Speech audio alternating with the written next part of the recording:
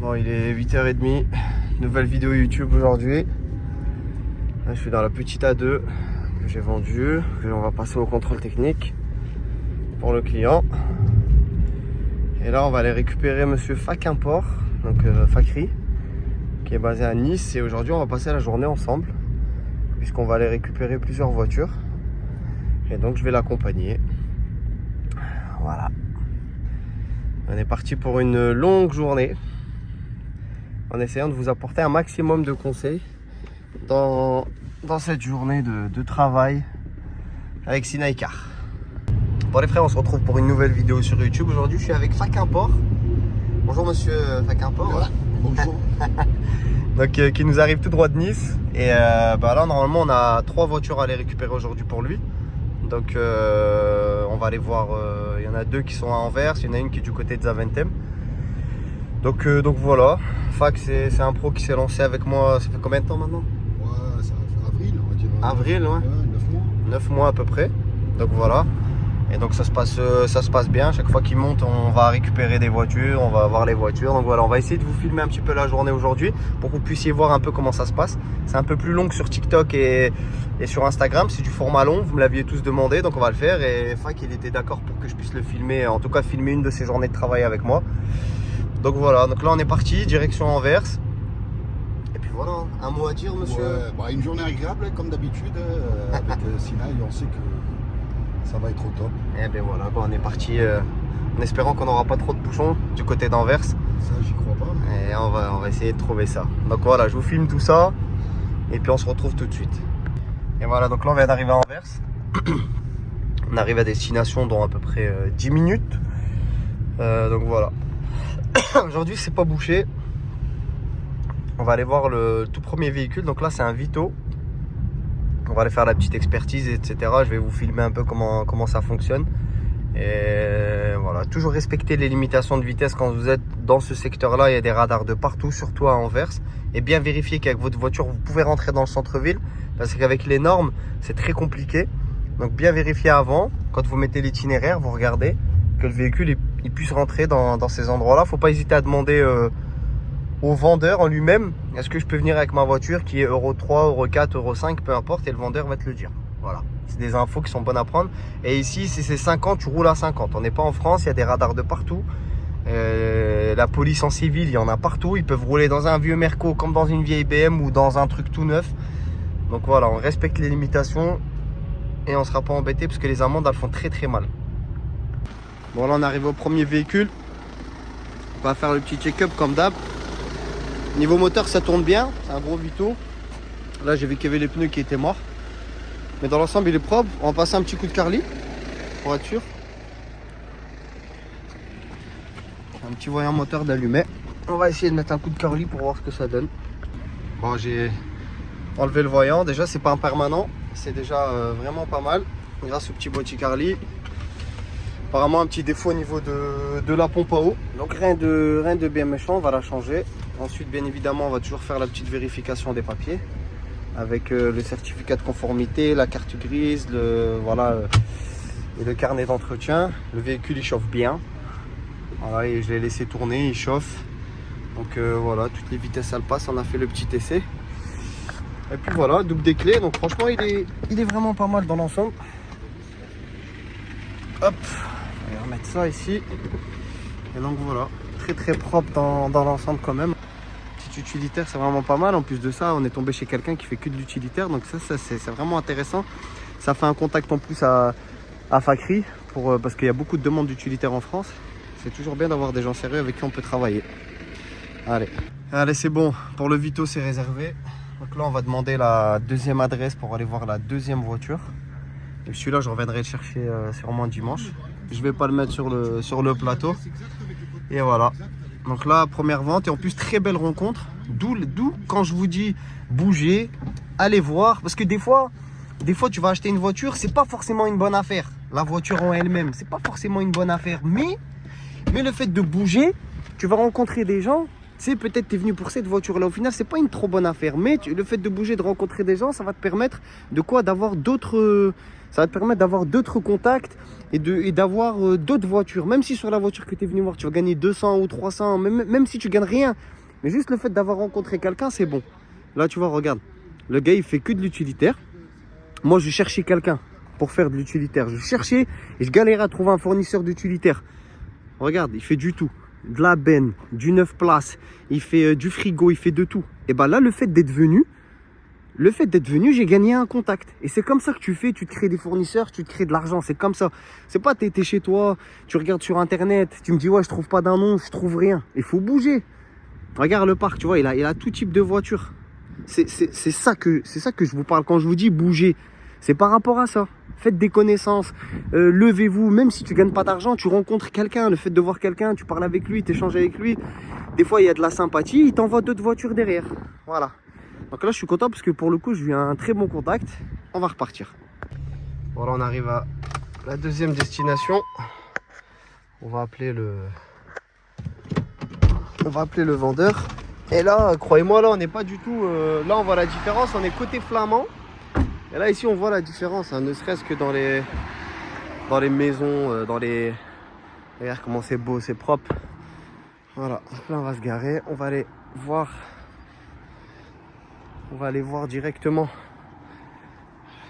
le deuxième véhicule. Et là, c'est beau, hein. On passe du tout au tout, là, ici. On voit les belles baraques.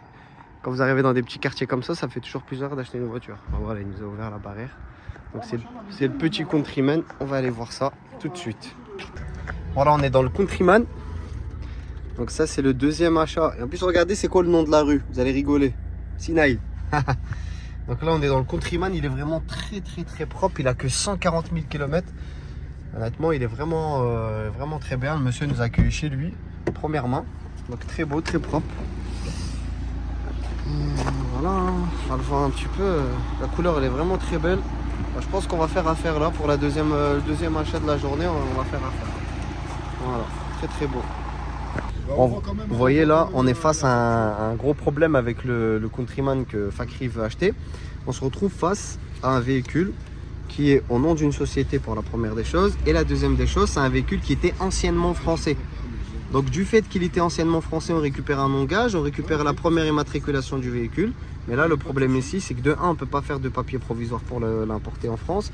Et de 2, il faut absolument regarder si le véhicule n'est pas gagé en France. Parce que là, le gage, il date de 2020.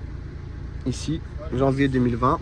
Donc là, malheureusement, on sera obligé de remettre l'immatriculation française sur le véhicule et retenter de faire une immatriculation. Mais là, le problème, c'est que ça va bloquer au niveau de ici.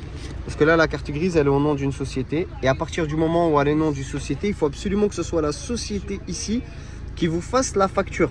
Mais là, on est chez un particulier. Donc le particulier, il l'a racheté à la société. Donc là, à partir de là, on ne peut pas l'immatriculer en France. Il faut absolument que ce soit cette société-là qui nous fasse la facture avec un tampon directement pour qu'on puisse l'acheter. Voilà. Donc là, on a, comme je vous disais encore une fois, les cartes grises, oui, vous avez 2 cartes grises, mais si tu ne sais pas la lire, bah voilà. Donc là, c'est une info que je vous donne pour le plaisir. Faites toujours attention, vérifiez toujours que les papiers belges soient au nom du propriétaire qui vous vend la voiture. Et là, bah voilà. Là, ici, ancien véhicule français, on retrouve l'immatriculation ici. Bon, là, le gage en 2020, il est OK. Mais si entre deux, il y a eu quelque chose, on ne peut rien faire. Et là, si on veut l'immatriculer en France, c'est quasi impossible. Si on était chez la société, c'est pas grave, mais vu qu'on n'est pas chez la société, bah là malheureusement on peut pas l'immatriculer. Voilà, donc faites très attention quand vous allez acheter des voitures en Belgique.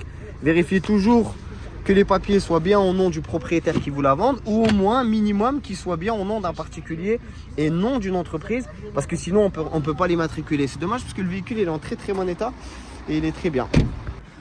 Là on va repartir bredouille. Tu sais ce qu'on va faire là? Tu vas aller acheter ton Vito là. Appelle-le, je vais venir le chercher maintenant. Parce que là, tu as l'argent, j'ai des plaques. On le prend maintenant, le Vito. Récupérez-le. Mais oui, comme... Bon, du coup, finalement, on a décidé de faire une petite pause. Un petit backup. Parce que là, franchement, on a super faim aujourd'hui. Et du coup, on va retourner chercher le Vito. Donc là, on repart dans l'autre sens. On va aller chercher le Vito. Parce que du coup, le Countryman, on l'a pas pris. Donc là, on va aller chercher le Vito. Et après, on va aller voir encore un autre véhicule. Avant de pouvoir rentrer en France. Voilà. Toujours des changements de programme. Vous voyez, je pense toujours à ça, c'est... je me dis toujours, le mec qui vient... Là, par exemple, de Fakri qui est venu de Nice. Ouais. Le mec qui vient de Nice, il arrive ici, il a pris le taxi, il a pris l'avion, il a pris un Uber, il va jusqu'au mec pour chercher la voiture. Il arrive là-bas, il se rend même pas compte, il peut pas acheter la voiture. S'il savait pas, il va faire quoi? Il va acheter la voiture, il va repartir avec en France, il va donner le papier de vente, le truc, carte grise refusée. Tu veux faire quoi? Tu vas retaper les 1500 km jusque la Belgique pour récupérer l'argent. Le Belge, il va te dire, moi, je t'ai vendu la voiture, merci, au revoir. Tu comprends?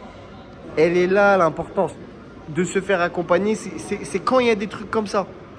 Et tu vois, sur 3 voitures, bah, il y en a déjà une, ça va pas. Bon, la deuxième, on va la prendre, mais l'autre, on va l'avoir après. Tu comprends ce que... Donc, du coup, faites très attention quand vous faites de l'importation de voitures. Vérifiez que les papiers soient bien au nom des vendeurs, que ce n'est pas des sociétés, etc. etc. Impeccable, ouais. M'a mis bien, là. Je vous abandonne 5 minutes, là. Je démonte mon BK et je reviens avec l'explication. Et voilà, donc on est revenu charger le Vito, finalement. Voilà, donc on est parti. On a mangé, on est revenu charger le Vito. On devait... normalement le récupérer dimanche, mais vu qu'on n'a pas acheté la Country, enfin le Countryman, on est venu du coup récupérer le Vito. Donc voilà, je suis content parce qu'il est quand même très propre. Et donc voilà, et donc là il nous reste encore une voiture à aller voir du côté de Zaventem, à côté de Bruxelles. Donc on va aller la voir.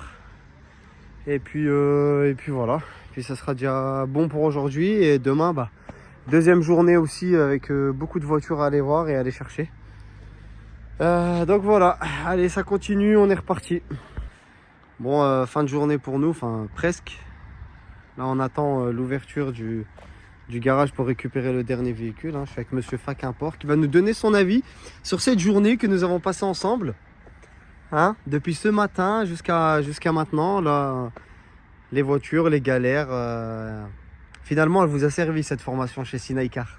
Il y a ça et la journée enrichissante, comme je dis. On a appris des choses. Et ça t'enlève les galères quand tu apprends et surtout tu vis les galères. C'est pas pareil que tu les vois ou on t'en parle. Ouais. Là, tu les as vécues, tu vois ce que c'est, tu comprends, mais après, franchement... Et tu vois qu'on peut vite se faire avoir, faut dire la vérité. C'est certain. Mais après, bon, bah, c'est quand même une journée bénéfique, il faut pas... Bien sûr.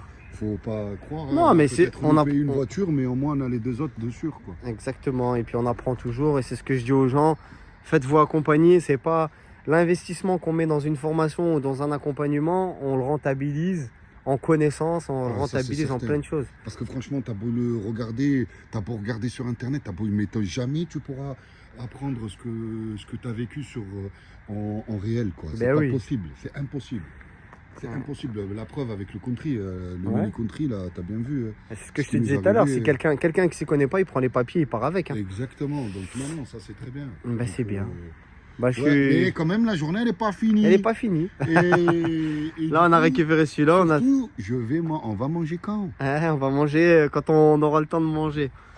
Moi et le X, on s'arrête que pour faire le plein de temps en temps. Voilà, donc là, on va attendre. On va filmer le dernier véhicule qu'on a récupéré. Et après, on rentre tranquillement. Un petit café avant de repartir. Ok. Le S, le moulin. Ok, code postal 06.